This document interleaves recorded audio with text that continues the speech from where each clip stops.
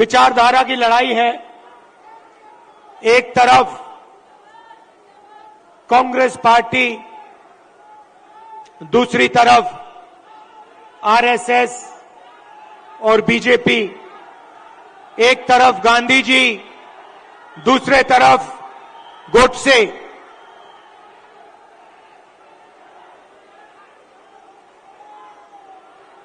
ये भैया इनको दिखाई नहीं दे रहा है। भैया प्रेस वाले थोड़े नीचे हो जाएं तो लोगों को दिखे।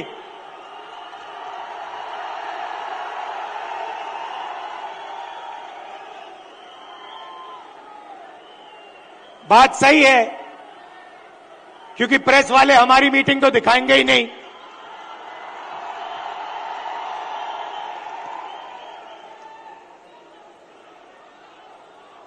तो एक तरफ गांधी जी, दूसरी तरफ गोडसे, एक तरफ नफरत और हिंसा, अहंकार, और दूसरी तरफ मोहब्बत, आदर, भाईचारा। अब देखिए, जहां भी ये जाते हैं नफरत फैलाते हैं, गुस्सा पैदा करते हैं। अब हुआ क्या? अब मध्य प्रदेश का युवा, मध्य प्रदेश का किसान इनसे नफरत करने लग गया है। जो उन्होंने जनता के साथ किया, अब जनता उनके साथ कर रही है। और इसीलिए हमने ये 7 यात्राएं, जन आक्रोश यात्राएं मध्य प्रदेश में निकाली हैं। इससे पहले भारत जोड़ो यात्रा में कन्याकुमारी से हम कश्मीर तक चले और मध्य प्रदेश से पैदल निकले। कमलनाथ जी, कितने किलोमीटर चले थे हम यहां? नहीं, मध्य प्रदेश में टोटल कितने चले थे? नहीं, यात्रा कितने किलोमीटर चली थी? लगभग 180 किलोमीटर। हाँ, ये देखिए 370 किलोमीटर हमारी यात्रा मध्य प्रदेश में चली थी। किसानों से मिले, युवाओं से मिले, माताएं बहनों से मिले। मुझे सिर्फ 2-3 बातें कही। सबसे पहले, मध्य प्रदेश हिंदुस्तान में भ्रष्टाचार का सेंटर है, एपी सेंटर है। और जितना भ्रष्टाचार बीजेपी के लोगों ने मध्य प्रदेश में किया है, पूरे देश में ये नहीं किया है। बच्चों के फंड्स, मिड डे मील के फंड्स, स्कूल यूनिफॉर्म के फंड्स चोरी किए। महाकाल कॉरिडोर में बीजेपी ने पैसा चोरी किया। व्यापम स्कैम को आप सब जानते हो। 1 करोड़ युवाओं को इन्होंने नुकसान पहुंचाया। एमबीबीएस की सीट्स बेची जाती हैं और पेपर लीक किए जाते हैं। यह इनका राज है। दूसरी बात, किसानों ने अपनी बात बताई। किसानों ने कहा, और यहां आप सोयाबीन उगाते हो, आप इसको सबसे अच्छी तरह समझोगे कि हमें मध्य प्रदेश की सरकार सही दाम नहीं देती है। अब आप जाइए, छत्तीसगढ़ में जाइए, पास जाइए, दूर नहीं है। छत्तीसगढ़ जाइए और छत्तीसगढ़ के किसी भी किसान से आप पूछिए, छत्तीसगढ़ में धान के लिए किसानों को कितना पैसा मिलता है, कांग्रेस की सरकार कितना पैसा देती है। हमने वायदा किया था 2,500 रुपए धान के लिए दिए जाएंगे और छत्तीसगढ़ में जो हमने वायदा किया वो हमने वायदा पूरा करके दिखा दिया। मध्य प्रदेश में कर्जा माफी का वायदा किया, छत्तीसगढ़ में किया, राजस्थान में किया, कर्नाटक में किया। हर स्टेट में हमने कर्जा माफी की थी। यहां पे कमलनाथ जी कर्जा माफ करवा रहे थे और यहां आपको धोखा देके आपकी सरकार को बीजेपी वालों ने चोरी की। सही बात है।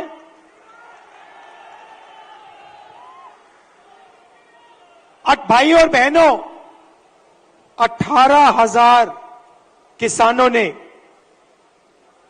यहां पे पिछले 18 साल आत्महत्या की है। 3 किसान हर रोज मध्य प्रदेश में मरते हैं। ये इनकी सरकार है। क्यों? क्योंकि ये चुने हुए लोगों के लिए काम करते हैं। पहली बार हिंदुस्तान की हिस्ट्री में पहली बार किसान टैक्स दे रहा है। इन्होंने जीएसटी लागू की और 5 कानून लाए, काले कानून, किसानों को दबाने के, खत्म करने के कानून। हिंदुस्तान के सारे किसान इनके खिलाफ खड़े हो गए। नरेंद्र मोदी जी कहते हैं किसानों के फायदे के लिए मैं ये कानून, काले कानून लाया हूं। अगर किसानों के फायदे के लिए कानून लाए तो किसान सड़क पे क्यों उतरे हैं?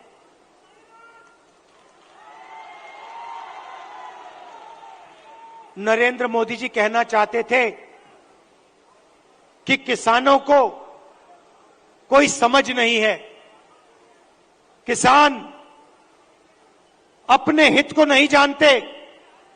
नरेंद्र मोदी कहना चाहते थे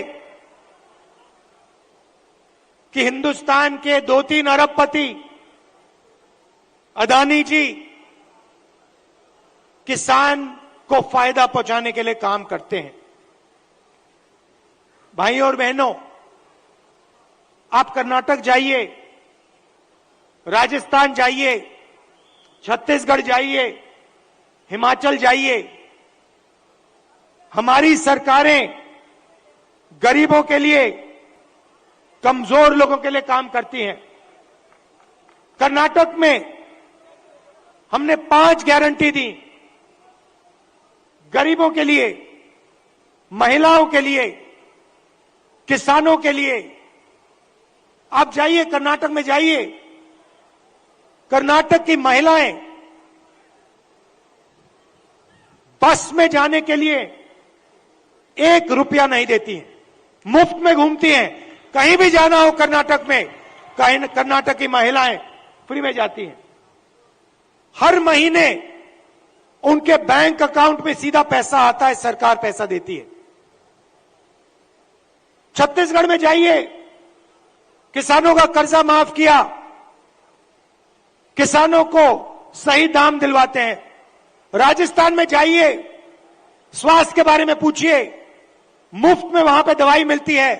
15 लाख रुपए का वहां पे फ्री में इलाज होता है। हार्ट सर्जरी करवानी हो, बड़ी से बड़ी सर्जरी करवानी हो, राजस्थान में जाइए, पता लगाइए, राजस्थान की जनता को वहां पे फ्री में सर्जरी मिलती है। सरकार जनता के लिए चलनी चाहिए। सरकार किसी संगठन के लिए या 1-2 बड़े उद्योगपतियों के लिए नहीं चलनी चाहिए। और ऐसी ही सरकार हम यहां मध्य प्रदेश में चलाना चाहते हैं। और कमलनाथ जी का काम आपने देखा है। काम करना जानते हैं और जो उन्होंने काम शुरू किया था वो काम वो मध्य प्रदेश में पूरा करने जा रहे हैं। मैं आपसे आखिरी बात कहना चाहता हूं। पार्लियामेंट में मैंने अदानी जी की बात उठाई, भाषण दिया। जैसे ही मैंने अपना पार्लियामेंट में अदानी जी का भाषण दिया, वैसे ही बीजेपी ने मेरी लोकसभा की जो सदस्यता है उसे रद्द कर दी, खत्म कर दी। आप सोचिए, अदानी जी की रक्षा करने के लिए एकदम मेरी लोकसभा की जो सदस्यता थी उसको कैंसिल कर दिया। मुझे कोई फर्क नहीं पड़ता, करिए जितना करना है, मैं सच्चाई बोलता हूं। और देश के सामने एक सच्चाई अदानी जी हैं। पोर्ट्स देख लीजिए, एयरपोर्ट्स देख लीजिए, इंफ्रास्ट्रक्चर देख लीजिए, धान के साइलोज देख लीजिए, हर जगह आपको अदानी जी दिखाई देंगे। अदानी जी किसानों के जेब में से हर रोज जेब में से आपका पैसा लिया जाता है। इंफ्रास्ट्रक्चर में, डीजल में, पेट्रोल में, फर्टिलाइजर में आपके जेब में से पैसा निकलता है और सीधा इन दो उद्योगपतियों के जेब में जाता है। मैंने मीडिया की बात की, मैंने मजाक में कहा कि मीडिया वाले हमारी मीटिंग तो दिखाएंगे नहीं। मोदी जी का चेहरा 24 घंटा दिखेगा, शिवराज जी का चेहरा 24 घंटा दिखेगा। क्यों? क्योंकि इनका रिमोट कंट्रोल अदानी जी के हाथ में है। देखिए, ये मुस्कुरा रहे हैं, प्रेस वाले मुस्कुरा रहे हैं, इनके बेचारे की गलती नहीं है, ये रिपोर्टर है, इनकी गलती नहीं है, ये सच्चाई जानते हैं। रिमोट कंट्रोल पीछे से कंट्रोल दबता है। एक और सच्चाई है, और वो सच्चाई शायद अदानी जी से भी बड़ी सच्चाई है। कुछ दिन पहले बीजेपी ने महिला आरक्षण की बात की। महिला आरक्षण में हमने एक सवाल उठाया, कांग्रेस पार्टी ने उठाया, बीजेपी ने कोई जवाब नहीं दिया। हमने दो चीजें कही। हमने पहले कहा, देखिए ये महिला आरक्षण जो आप कर रहे हो ये अच्छा है, इसको करना चाहिए, मगर इसमें आपने दो छोटी सी लाइनें लिख रखी हैं। सबसे पहले इन लाइनों को आप मिटाइए। लाइन क्या थी? एक लाइन थी कि महिला आरक्षण से पहले सर्वे करने की जरूरत है, और दूसरी लाइन, महिला आरक्षण करने से पहले हमें जो डीनोटिफिकेशन होता है उसको करना है। इससे क्या होगा? इससे महिला आरक्षण 10 साल बाद होगा, आज नहीं होगा। तो हमने कहा पहले ये दो लाइनों को आप बदलिए, और उसके बाद हमने और भी गहरी चीज कही और सवाल पूछा कि महिला आरक्षण में ओबीसी आरक्षण क्यों नहीं है?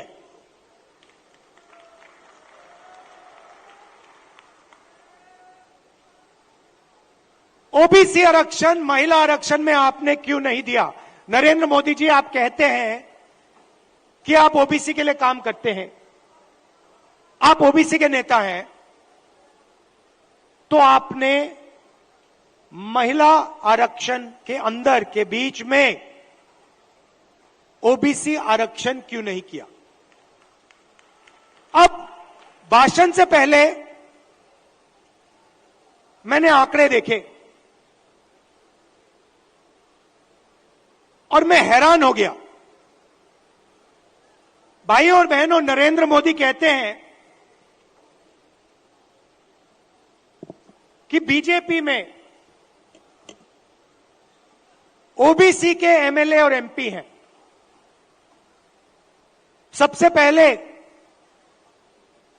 कांग्रेस के तीन चीफ मिनिस्टर ओबीसी हैं, ये याद रखिए आप। हमारी 4 सरकारें हैं, 3 हमारे ओबीसी चीफ मिनिस्टर हैं। दूसरी बात, आप पार्लियामेंट में, विधानसभा में चले जाइए और बीजेपी के किसी भी एमएलए से पूछ लीजिए, एमपी से पूछ लीजिए, आपसे कुछ पूछा जाता है क्या?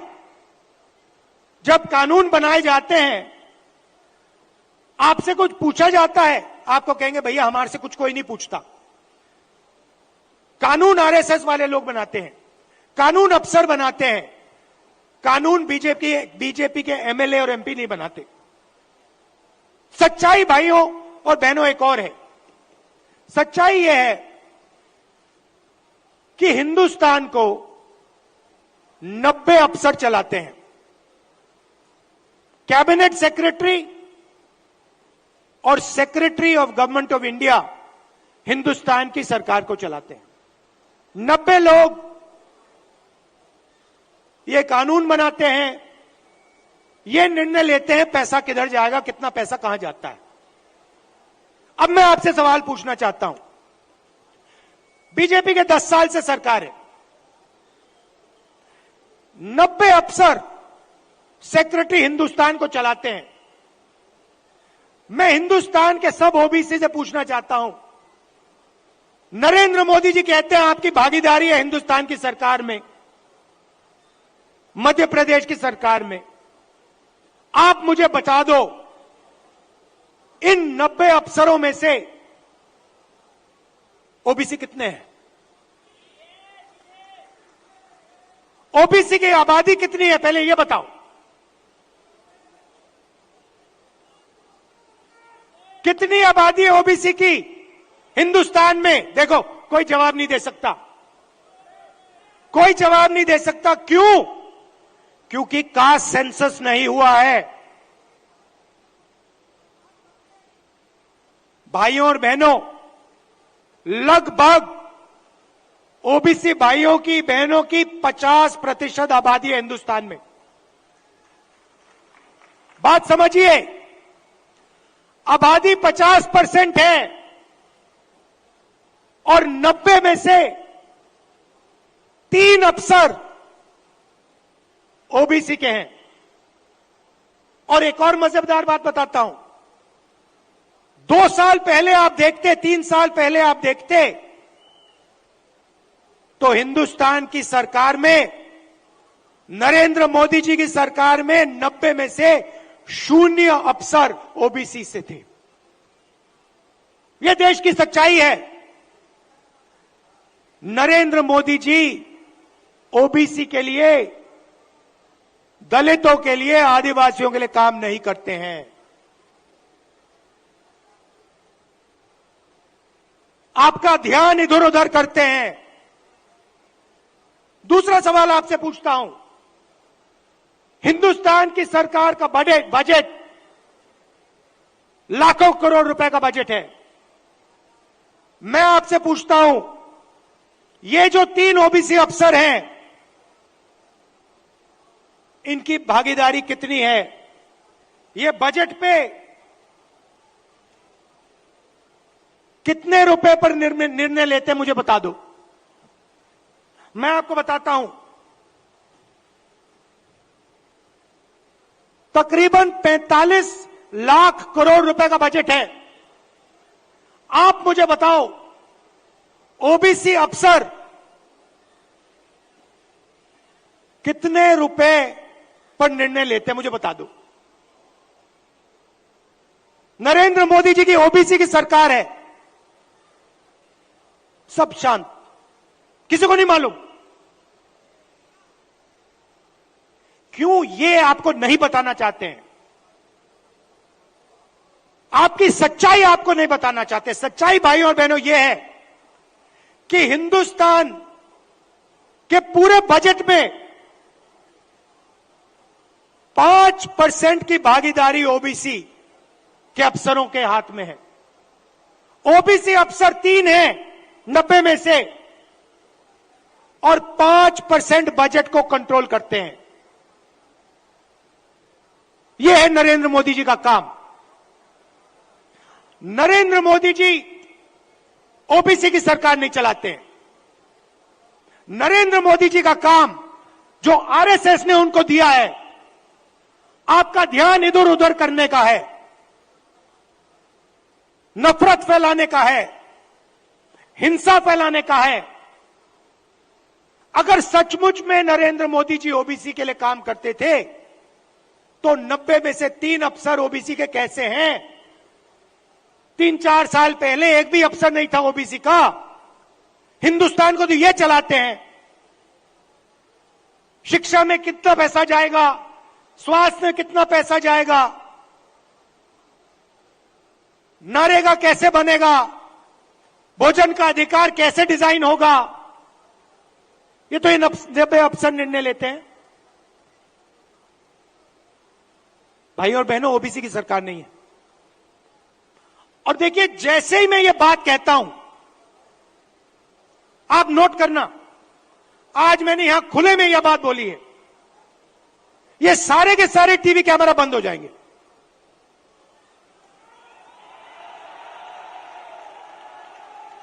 आप देख लेना, ये सारे के सारे बंद हो जाएंगे। क्योंकि जो सच्चाई है देश की, कि जो सारी की सारी लूट हो रही है,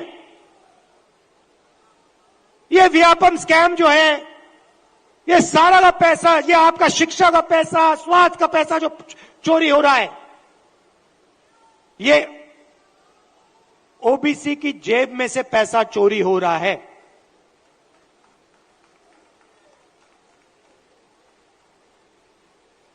ये मैं आपसे कहना चाहता था, इसको आप मत भूलिए।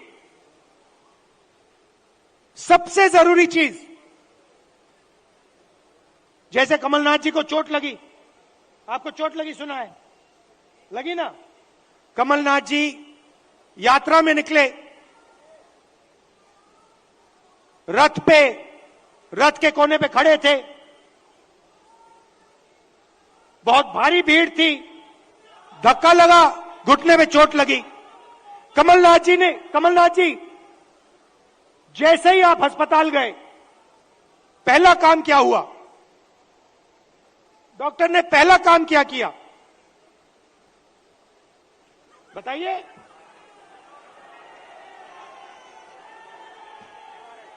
पहला काम डॉक्टर ने एक्सरे लिया, एमआरआई लिया। उसके बाद डॉक्टर ने कहा, हां, घुटने में यह प्रॉब्लम है। अब मैं यही बात कह रहा हूं, सब लोग कहते हैं हिंदुस्तान में ओबीसी है, दलित है, जनरल है, आदिवासी हैं, मगर जब हम सवाल पूछते हैं ओबीसी कितने हैं, जनरल कितने हैं, दलित कितने हैं, आदिवासी कितने हैं, कोई जवाब नहीं दे पाता। देखो, मैं पूछता हूं, भैया ओबीसी कितने हैं हिंदुस्तान में? कोई नहीं दे सकता। तो मैं ये कह रहा हूं कि अब वो समय आ गया है कि हमें हिंदुस्तान का एक्सरे करना है, यह पता लगाना है कि अगर 90 अफसर हिंदुस्तान को चला रहे हैं और उसमें से 5% भागीदारी ओबीसी को मिल रही है, तो क्या ओबीसी की आबादी 5% है? क्या हो ही नहीं सकता। तो अगर उनकी आबादी 5% नहीं है, अगर उनकी आबादी 50% है, तो उनका 5% बजट पे कंट्रोल क्यों है? उनका 50% बजट पे कंट्रोल क्यों नहीं है? अब जब मैं ये सवाल उठाता हूं, बीजेपी के लोग कांपने लग जाते हैं, नरेंद्र मोदी जी भाग जाते हैं, अमित शाह जी कुछ और कहते हैं, हिंदू मुस्लिम कहेंगे, नफरत फैलाने की कोशिश करेंगे। भाई और बहनों, देश के सामने एक ही मुद्दा है, कास्ट सेंसस। ओबीसी कितने हैं और उनकी भागीदारी कितनी होनी चाहिए, यह हिंदुस्तान के सामने सबसे बड़ा सवाल है। और कांग्रेस पार्टी की हिंदुस्तान में सरकार है, पहला काम यह हम करके दिखाएंगे। अब बीजेपी के पास मजे की बात सुनिए, कास्ट सेंसस कांग्रेस पार्टी ने किया, जब हमारी सरकार थी हमने किया। सारे के सारे आंकड़े नरेंद्र मोदी जी के पास हैं। हिंदुस्तान में कौन सी जात की कितनी आबादी है, हिंदुस्तान की सरकार जानती है। हिंदुस्तान में ओबीसी कितने हैं, हिंदुस्तान की सरकार जानती है। नरेंद्र मोदी हिंदुस्तान के ओबीसी को यह बताना नहीं चाहते हैं कि आप कितने हो, क्योंकि वो आपको भागीदारी नहीं देना चाहते हैं, वो आपको सच्ची शक्ति नहीं देना चाहते हैं। वो आपके लोगों को विधानसभा में बैठा देते हैं, मगर फिर उनको बिल्कुल चुप करा देते हैं। हम चाहते हैं कि सबकी भागीदारी हो, किसानों को सही दाम मिले। ये सबका हिंदुस्तान है, 2-3 उद्योगपतियों का नहीं है। इसीलिए हमारा पहला काम कास्ट सेंसस होगा, और जैसे ही हमारी सरकार आएगी हम देश को बता देंगे इस देश में कितने ओबीसी हैं, कौन से कितने जात की आबादी है।